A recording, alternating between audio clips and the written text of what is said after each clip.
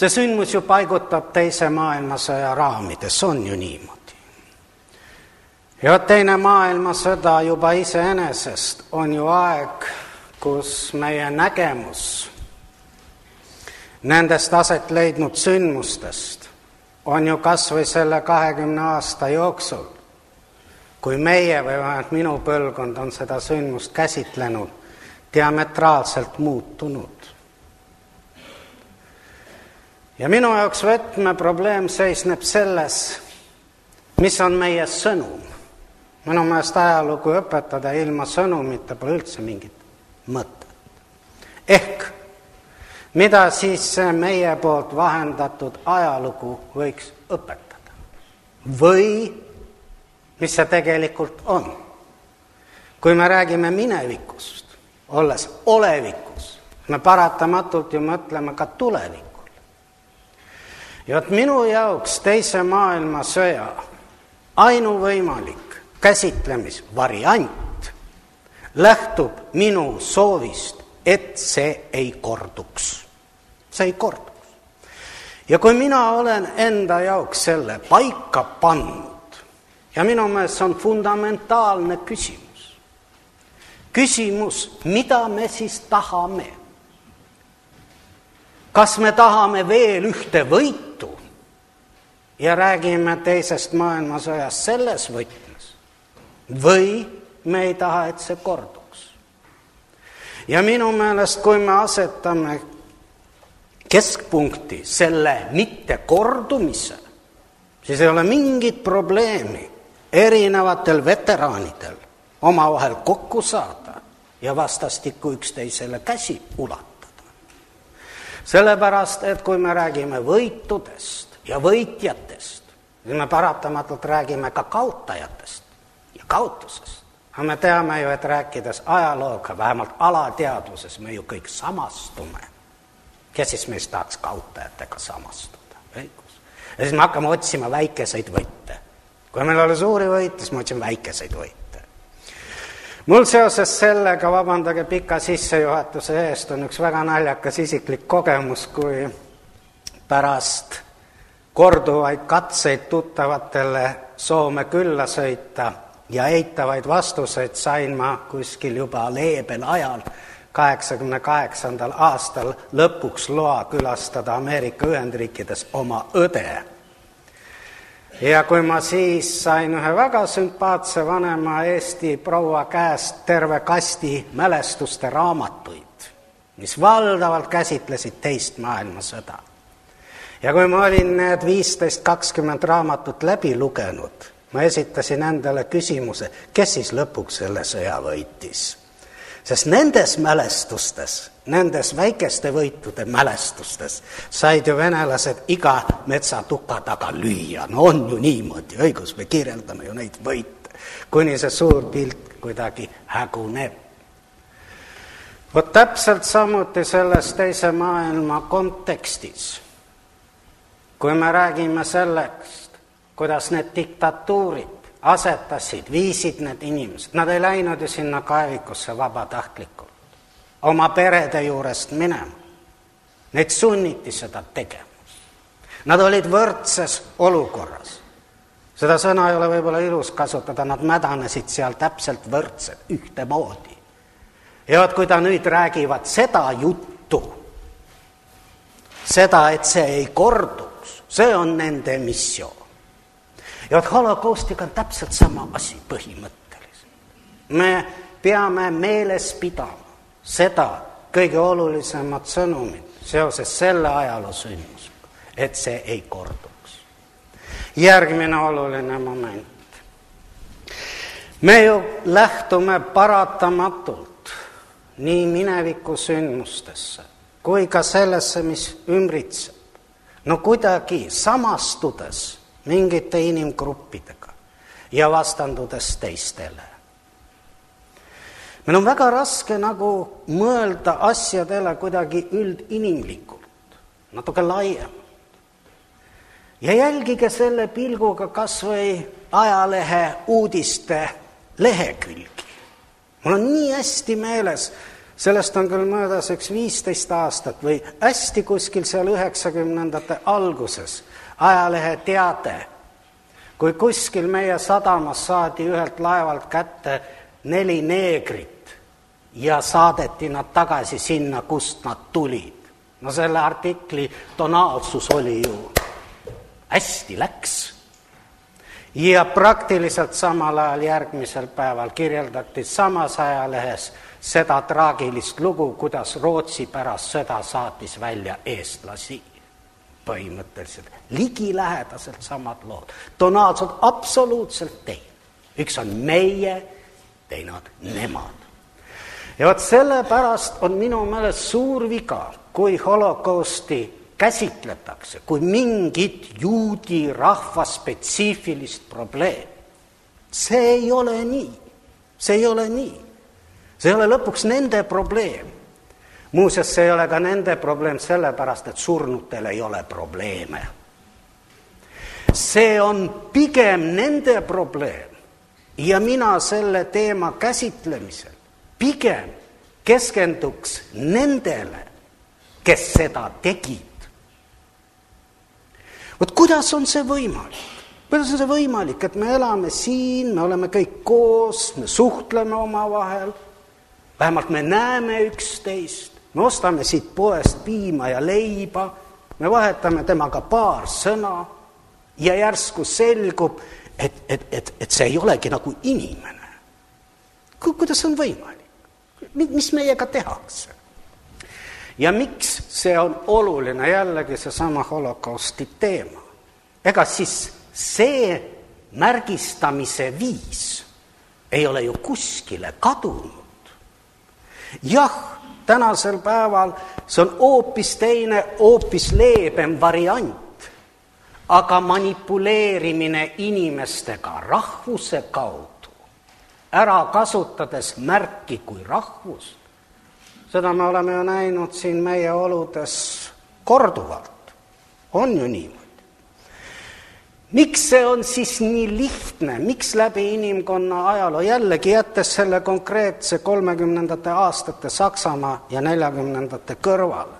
Miks see on nii? Läbi terve pika inimkonna ajaloo. Aga sellepärast, et vot selleks, et olla kunstik, treial, õpetajana peab midagi oskama. Ma olen parem kellestki sellepärast, et ma midagi oskan. Aga vaadake, kuidas toimub manipuleerimine läbi rahvuse. Selleks ei ole vaja midagi osata, õigus. Meid positsioneeritakse teiste suhtes kuidagi a priorselt, tõstes meist teistest paremaks, ilma selleta, et me peaksime näppugi liigutama. No selle.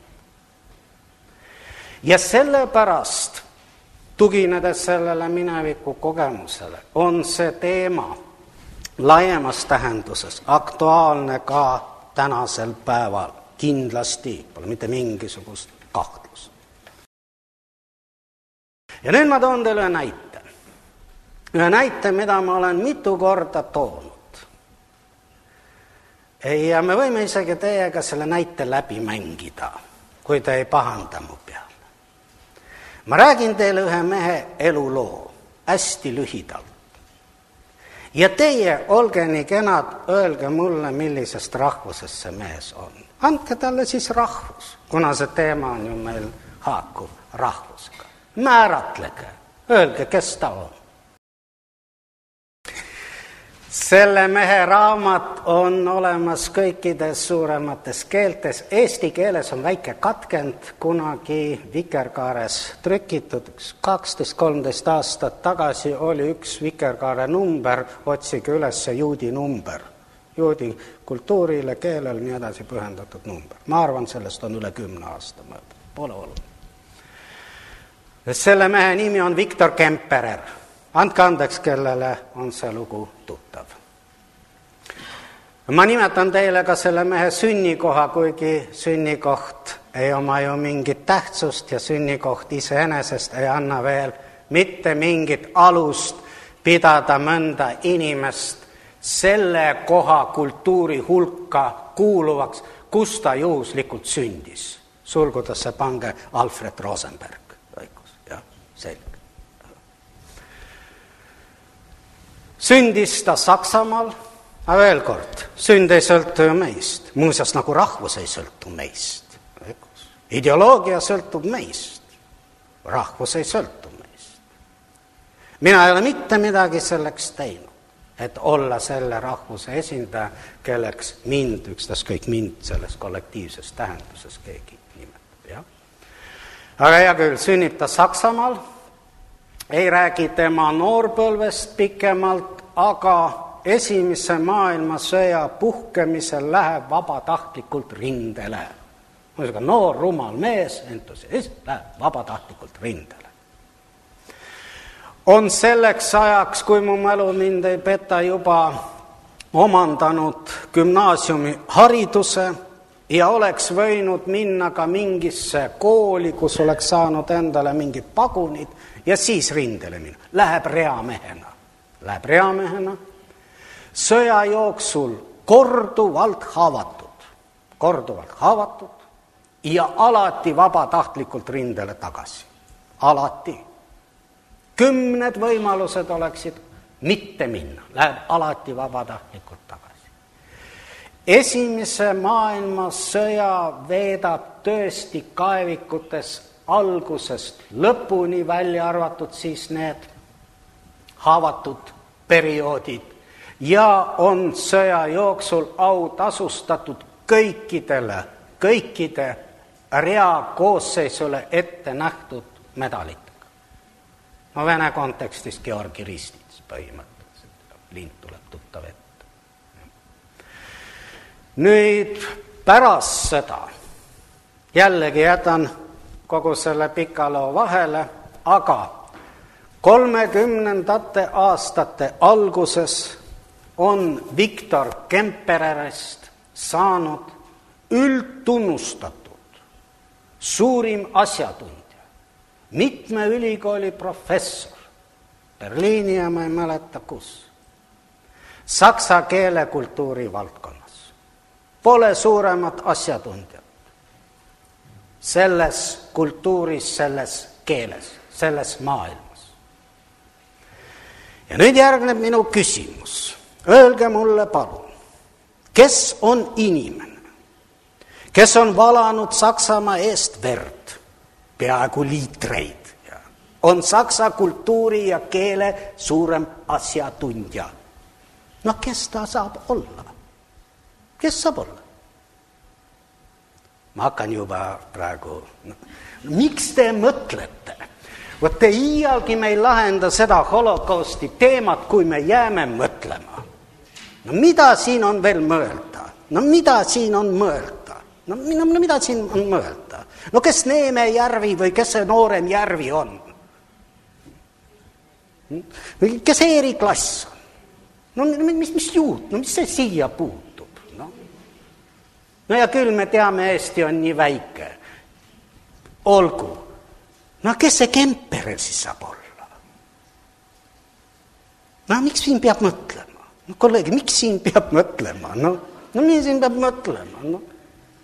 Kui inimene, kes on andnud tohutu panuse saksa kultuuri, no mis tähtsust? Ta on sakslane. No kes tas veel saab olla?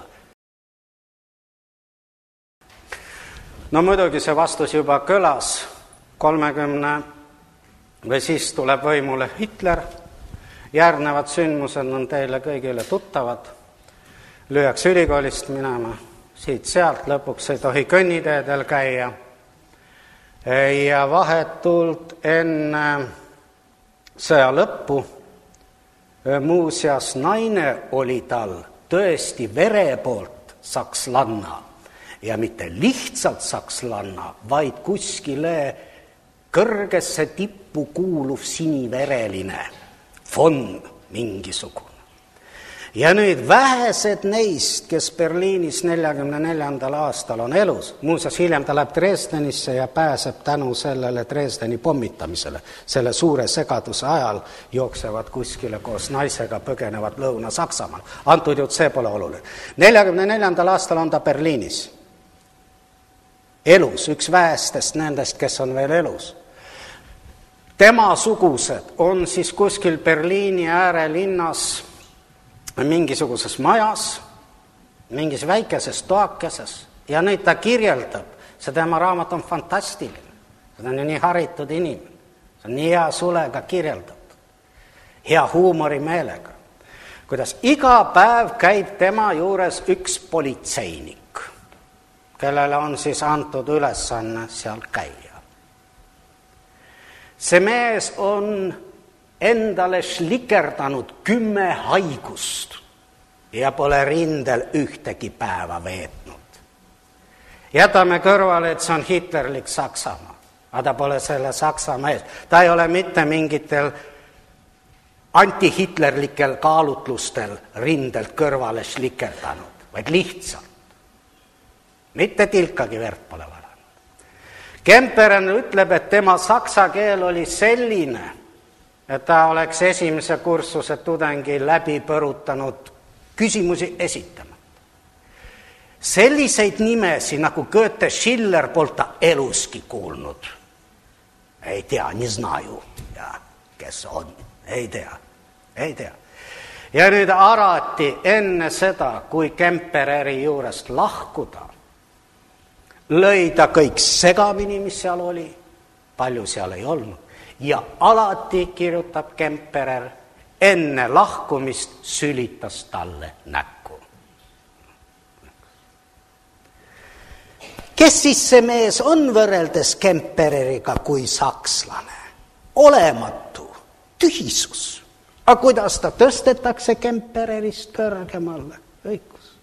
Just nimelt tänuvad selle maailma kujundamisele, kus need väärtused on asetatud siis sellesse rahvuslikku pingeritta, täiesti kunstlikkus, täiesti mõttetus, täiesti inimvaenulikkus.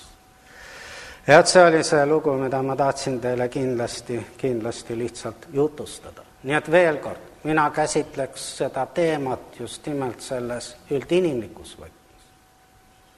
Sest ainult nii on sellel mõte.